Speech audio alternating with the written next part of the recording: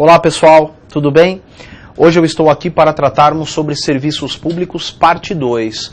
Parte 1 nós já comentamos, né? Falamos dos vários conceitos dados ao serviço público, elementos do serviço público e também a questão da greve nos serviços públicos. Tá? Hoje vamos falar em serviços públicos, parte 2, dos princípios dos serviços públicos e também de uma classificação de serviços públicos. Tá? Existem vários princípios que norteiam os serviços públicos. Então vamos lá.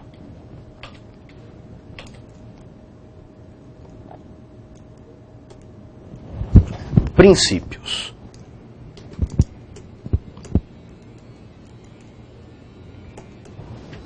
Princípios do serviço público. Bom, o primeiro, que é o mais comum, cai pra caramba em prova, é o chamado princípio da continuidade do serviço público. Princípio da continuidade do serviço público, que também é chamado princípio da permanência. Princípio da permanência. Bom, o que estabelece esse princípio? Estabelece, como o próprio nome já dá ensejo, que a prestação do serviço deve ser contínua. O serviço público não pode parar, seja ele prestado diretamente pelo Estado ou por seus delegados. É por conta deste princípio que um contratado em um contrato administrativo deverá continuar executando o contrato, mesmo que a administração não cumpra com suas obrigações contratuais. Mas há um prazo, né? Há um limite temporal que, atendido, aí sim o contratado pode suspender a execução do contrato ou pleitear sua rescisão. Esse limite é de 90 dias. Ou seja, atingidos 90 dias de inadimplência contratual por parte da administração, o contratado poderá suspender a execução do contrato ou pleitear sua rescisão. Tá? Isso é uma previsão, gente, lá do artigo 78, inciso 15, da Lei de Licitações, que é a Lei 8666/93. Tá? É importante dar uma lidinha nesse artigo 78, inciso 15, porque a lei prevê algumas exceções nele, como, por exemplo, em estado de calamidade pública, guerra, aí o contratado não pode suspender a execução do contrato, mesmo que a administração fique inadimplente. Tá bom? Bom, a Lei 8666/93 é a lei genérica, né, vamos dizer assim, de licitações e contratos administrativos. Tá? E ela estabelece apenas que, respeitados os 90 dias, o contratado pode suspender a execução do contrato, sem necessitar de uma autorização judicial para tanto. Entretanto, é importante a gente lembrar que a lei específica que trata dos contratos de concessão de serviço público estabelece algo diferente. Olha, o artigo 39, parágrafo único da lei 8987/95, é a lei que trata de concessão e permissão de serviço público, estabelece que o contratado somente poderá suspender a execução do contrato mediante decisão judicial transitada em julgado.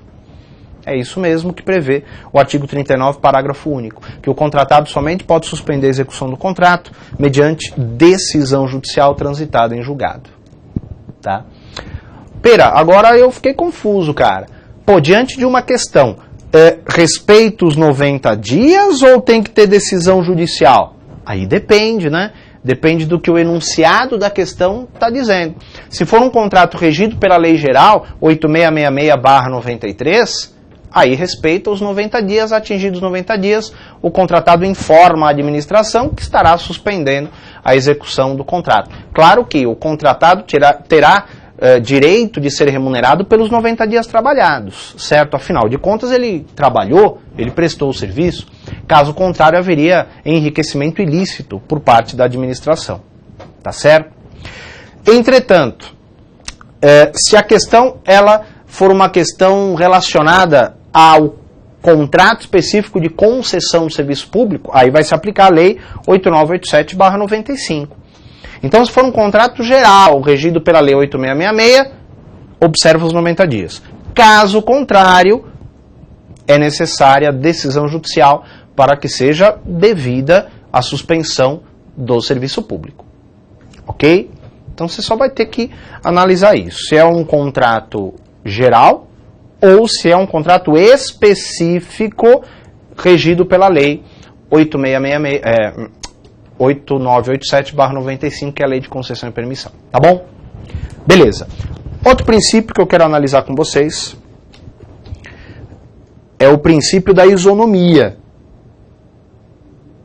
Princípio da isonomia, também chamado princípio da igualdade. Princípio da isonomia ou princípio da igualdade.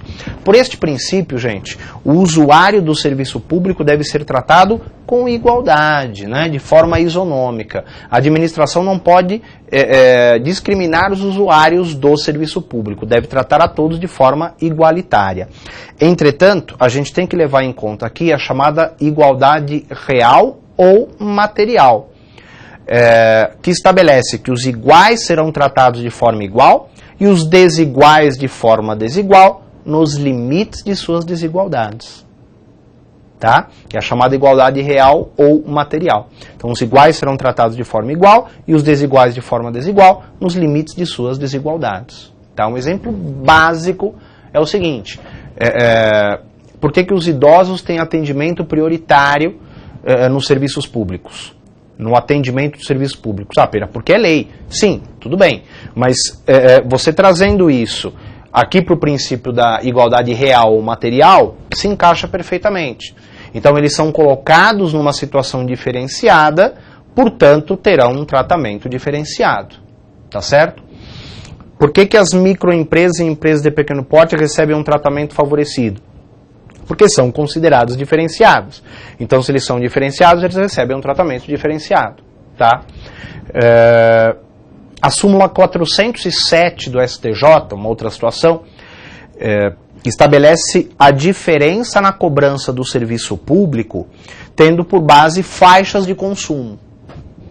Então, aquele que consome mais vai entrar numa faixa de consumo onde o serviço tem uma contraprestação maior, ele fica mais caro. Aquele que consome menos vai entrar numa faixa de consumo onde a tarifa é menor, então ele vai gastar menos. Tá?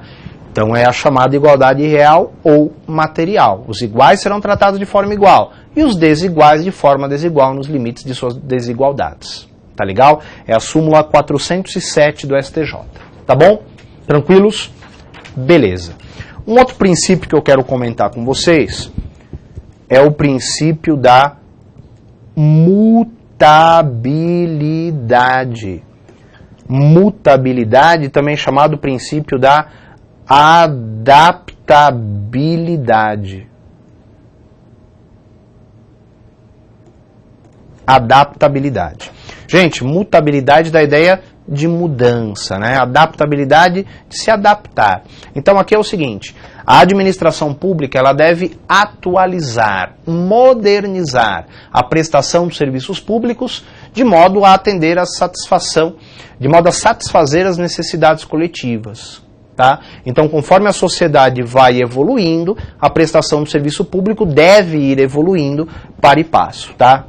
Então, trata-se da obrigação do Estado, segundo suas possibilidades econômicas, de atualizar, de modernizar a prestação dos serviços públicos. Tá? E claro, a gente pode dizer que esse princípio da mutabilidade, ele está também relacionado ao princípio da eficiência, princípio constitucional da eficiência. Se pressupõe que quando a prestação de um serviço público é melhorada, né, ela vai atender de forma mais eficiente o usuário, né? Infelizmente nem sempre é o que acontece, mas enfim se pressupõe que o serviço será prestado com mais eficiência se ele for modernizado, se ele for atualizado. Então, o serviço da mutabilidade, o princípio da mutabilidade ou adaptabilidade está relacionado aí ao princípio da eficiência, tá bom? Outro princípio, princípio da generalidade. Princípio da generalidade. Pelo princípio da generalidade, os serviços públicos devem ser prestados com a maior amplitude possível. de modo a beneficiar o maior número de pessoas. Tá? Então, generalidade, né? O serviço deve ser prestado com a maior amplitude possível. Tá legal? De modo a beneficiar o maior número de pessoas. Outro princípio, princípio da cortesia. Princípio da cortesia se refere a um adequado tratamento ao usuário do serviço público. Então, o usuário do serviço público deve ser tratado com urbanidade, deve ser tratado com cortesia, deve ser tratado da melhor forma possível. Tá? Esse é o princípio da cortesia. Tá? Um adequado tratamento ao usuário do serviço público. Bonito, né, Pera? Bonito, né? Bonito. No papel é bonito. Muito bem. E, por fim, princípio da modicidade das tarifas. Princípio da modicidade das tarifas. Bom, pelo princípio da modicidade das tarifas, o custo do serviço deve ser módico, de modo a não onerar excessivamente o usuário do serviço público. Tá legal? Então é o princípio da modicidade das tarifas. As tarifas devem ter valor adequado, né? Valor módico, de modo a não onerar excessivamente aqueles que utilizam do serviço público. Tá certo? Ok. Muito bem. Então, vimos aí alguns princípios relacionados à prestação do serviço público. Tá certo? Eu quero ver com vocês agora, gente, aqui, uma classificação de serviços públicos. Então vamos lá. Classificação. E aqui você tem vários critérios para se classificar os serviços públicos, tá? Então, por exemplo, quanto aos destinatários, os serviços podem ser uti singuli ou uti universi. Também são chamados uti singuli de serviços individuais e o uti universi de serviços gerais, tá? Bom, quanto aos destinatários, né? Vamos lá, então. Uti singuli dá a ideia de singularidade. Uti universi, de universalidade, né? Então, o serviço uti singuli é aquele em que é possível identificar o usuário do serviço e também a quantidade de serviço que ele utiliza. Então, eu consigo especificar, eu consigo individualizar, eu consigo estabelecer de forma precisa quem é o usuário e o quanto de serviço que ele utiliza. Como, por exemplo, um serviço de energia elétrica. É um serviço uti singuli. Tá certo? Por serem serviços específicos e divisíveis, podem ser remunerados por meio de taxa. Tá legal? Serviço uti universi, também chamado serviços gerais. Os serviços uti universi, por outro lado, são aqueles que não é possível identificar o usuário do serviço, tampouco a quantidade de serviço utilizada. Não consigo especificar, né? Como, por exemplo, o serviço de iluminação pública. Tá? É um serviço uti universi. É por isso que, há um tempo atrás, os lugares que tentaram cobrar aquela taxa da iluminação pública, ela foi declarada inconstitucional pelo STF. Ora, se a taxa é cobrada de serviço específico e divisível, como que eu vou cobrar a taxa de um serviço que não é específico e não é divisível? Né, que é a iluminação pública. Eu não posso confundir iluminação pública, que é aquela da rua, com a energia elétrica, que é aquela dentro de casa, dentro do escritório, dentro da empresa, dentro da fábrica. Tá legal? A iluminação pública é uti universi. A energia elétrica é uti singuli. Tá? Posteriormente, essa cobrança da iluminação pública, ela voltou em alguns lugares, mas com outro nome, né? Aí ela vem sendo chamada de COSIP, que é a contribuição para o custeio de iluminação pública, né? Aí passou, Pera? Aí passou, não é taxa, né? É contribuição, tá certo? Beleza. Muito bem. Um outro critério para a gente classificar os serviços públicos é quanto à essencialidade. Quanto à essencialidade.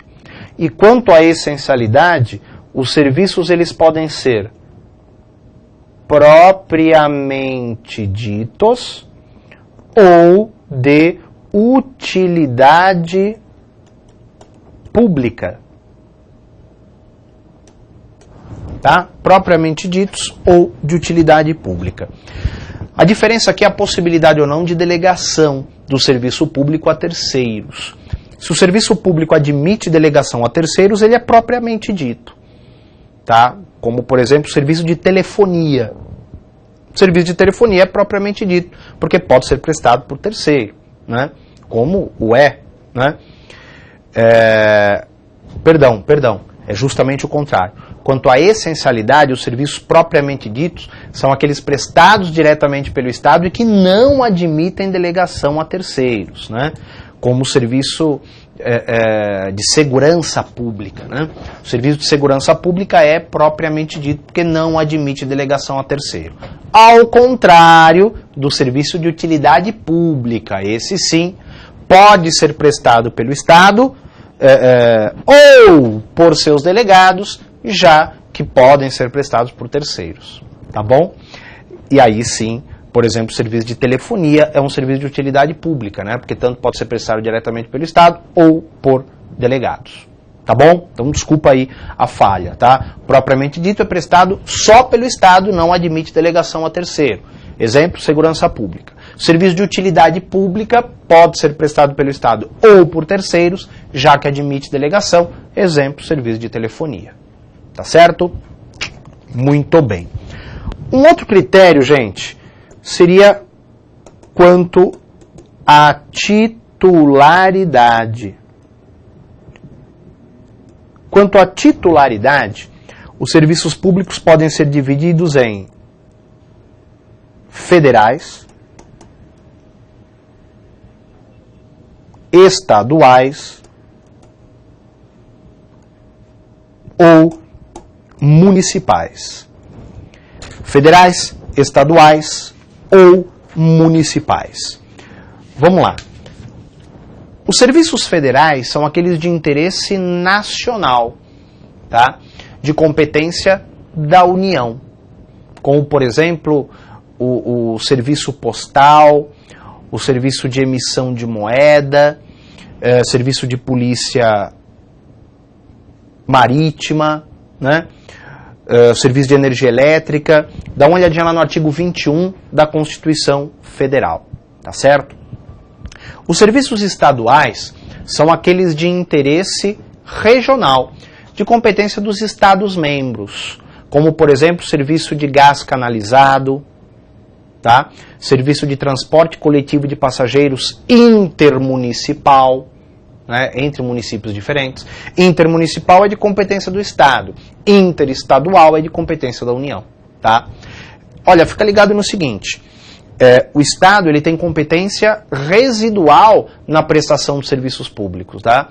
Aí, sendo assim, o serviço que não for de competência da União nem de competência do município será de competência do Estado, tá? É um critério residual. Você pode dar uma olhadinha nisso lá no artigo 25, parágrafo 1º da Constituição Federal, tá? Essa competência residual, artigo 25, parágrafo 1º da Constituição Federal.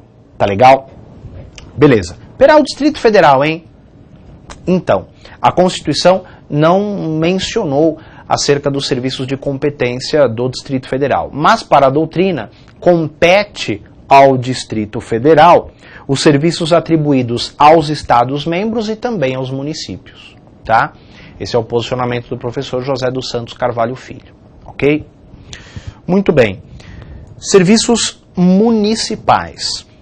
Serviços municipais são aqueles de interesse local, de competência dos municípios, como, por exemplo, o serviço de transporte coletivo de passageiros realizado dentro do município, o serviço de varrição de rua ou coleta de lixo, são serviços de competência dos municípios, ok? Então você tem aí interesse nacional, interesse regional e interesse local, tá certo? Pessoal, também existem serviços que são de competência comum de todos os entes políticos, tá? E devem ser prestados por todos os entes políticos, né? São de competência comum, como, por exemplo, a educação, a saúde, etc. Dá uma olhadinha lá no artigo 23 da Constituição Federal. Tá legal? Por fim, os serviços públicos, eles também podem ser divididos em sociais, industriais e administrativos. Tá? Sociais, industriais e administrativos. Os serviços sociais estão relacionados à assistência, cultura, educação, né, ensino.